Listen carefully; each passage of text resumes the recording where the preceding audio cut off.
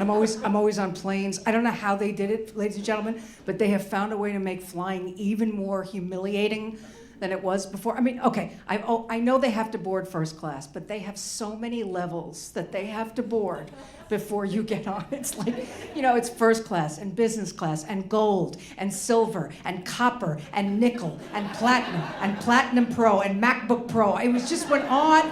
I was the last person in the gate area, and the gate agent goes, "Lady, aren't you on this flight?" I said, "You didn't call my level yet. I'm Amazon Prime." And of course, when you fly now, you have to pick your seat, right? They make you go on the computer, you gotta pick your seat, and as soon as you pick your seat, they try to upsell you on the extra legroom seat. You know what, $40 gets you 5 extra inches of legroom, and I don't know, like many women in a moment of weakness, I thought a few extra inches would make all the difference, so I went for it. Not the funny part of this joke. Do you know what they gave me for the $40? They gave me the emergency exit aisle. That's right, I am paying to be a hero. And you've had the emergency exit aisle, right? They come over and they're so serious. Can we count on you in the event of an emergency? Are you willing to help the passengers in the event of an emergency? And you have to say yes, because you don't want to move. But in my mind, I'm always thinking, is this legally binding? I mean, could you imagine if the plane goes down and it's me? Could you imagine?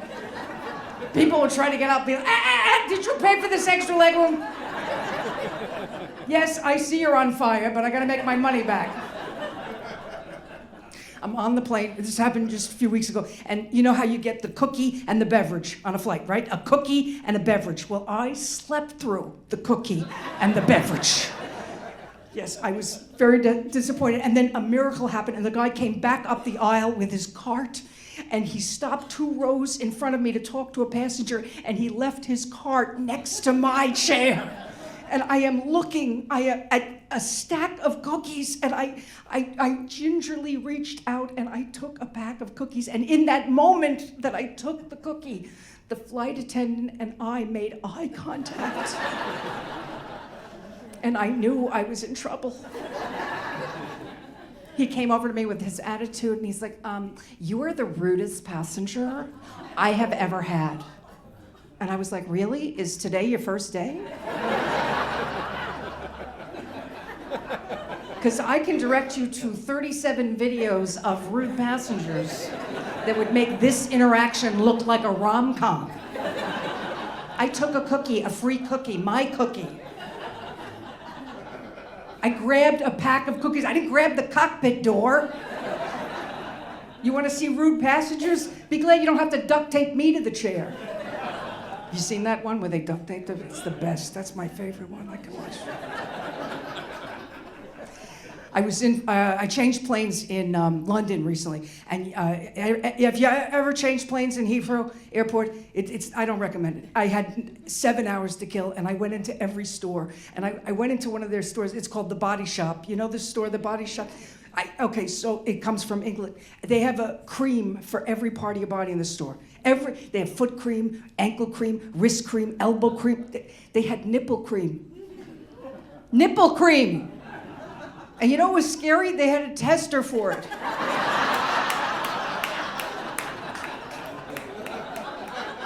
Just once, I would have liked to hear the words, "Can I help you?" So now I'm curious. I go to the cash register. I said, "What does this do?" He says, "It's nipple cream. It softens your nipples." I said, "No kidding.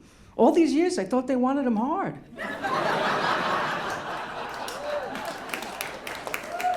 This man wants them hard. Yeah. My job is an interesting job. I was at a party recently, and this woman said, "What do you do?" And I said, "I'm a comedian," and she was so impressed. She said, "Oh my God, I could never do your job. You have the hardest job." And I was flattered, but let's be honest. There are harder jobs. Alec Baldwin's insurance agent. It's a hard job. Taylor Swift's dating coach. Donald Trump's barber. That's probably a tough job. Vladimir Putin's food taster. Those are hard jobs. My husband has a very demanding job. Let me get this out of the way so you understand what you're dealing with. My husband is the assistant coach of the New York Giants. He's not on the payroll. No, he does it from our couch. It's a remote, it's a volunteer job. If you're keeping track, he's also the assistant coach of the Yankees, the Knicks, and the Islanders. He's very busy. I don't know how he does it. He manages to juggle all of these teams. It's incredible. I have a friend who works for the Adopt a Highway program, and they have no sense of humor. At the one time I called up, I was goofing around, you know. I called up, I was like, "Hi, I'd like to adopt a highway, but I have a few questions. At what age do you tell the highway it's adopted and it's adopted?" My sister also has an impressive job. My sister works for Amnesty International. Have you heard of Amnesty International? Well, everybody was very impressed when she got the job, and I felt like an idiot, but I asked her, I said, "What do they do exactly at Amnesty International?" She said, "What do you mean, what do they do? They get people out of Somalia." And I said, "People are going to Somalia? Who's going to Somalia?" She said, "People go." I said, "What happens?" She said, "They get stuck there." I said, "Oh, okay, and you get them out." She said, "Yeah." I said, "You know, you could just go to Newark Airport with a big sign that says, 'Hey, stupid, don't go to Somalia.' Wouldn't that say?" But you learn something every day, folks. Last week, I get in my elevator. There's my neighbor. He's got a 3-bedroom apartment, and I'm waiting for him to die. Okay?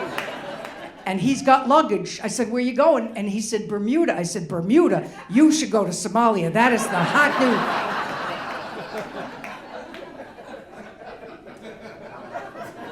Hot new destination.